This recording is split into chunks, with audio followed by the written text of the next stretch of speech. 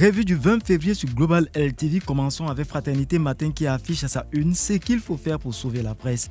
Le quotidien ivoirien se penche ici sur une préoccupation d'Amadou Coulibaly, porte-parole du gouvernement, sur les médias de Côte d'Ivoire qui souffriraient d'après le ministre de mal être à peine voilé et pourtant réel. Diagnostic et piste de solution des problèmes, c'est dans Fraternité Matin de ce jour.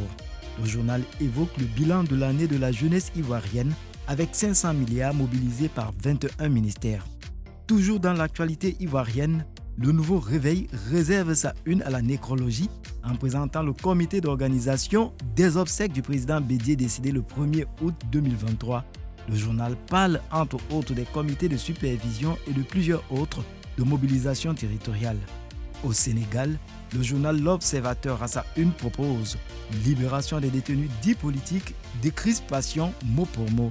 Le journal parle de la pacification de l'espace public à l'épreuve des déclarations incendiaires des détenus libérés et de la hausse du ton et les paris perdus de la médiation souterraine.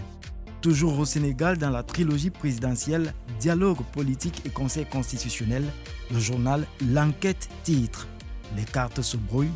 Le tabloïd s'interroge sur ce que mijotent Macky Sall et Ousmane Sonko sur le réaménagement des listes des candidats en question, non sans évoquer l'équation du Conseil constitutionnel. Au Congo, le quotidien Les Dépêches de Brazzaville met à son titre « Exécutif, un nouveau programme en cours d'élaboration ». Ce programme construit sur 4 axes qui portent entre autres sur la prise en charge des aspirations de la jeunesse. Les 10 plans rendus publics par le Premier ministre Anatole Collinet Makosso et qui rentrent dans le cadre du plan national de développement pour 2022 à 2026. Le quotidien de l'économie au Cameroun titre « Comex extérieur, ces produits qui boostent les recettes d'exportation ». Le quotidien dit de ces produits qu'ils ont atteint une progression significative selon l'Institut national des statistiques au Cameroun. Il faut ouvrir la page 6 pour en savoir plus sur les produits en question.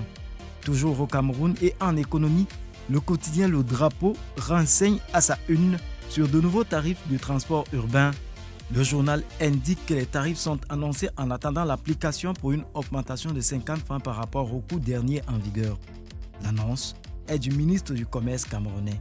Clôturons avec Le Figaro, hors de l'Afrique qui s'apitoie en titre sur le sort des classes moyennes en France, oubliées par les services publics. Voilà qui referme la revue. Rendez-vous aux prochaines parutions.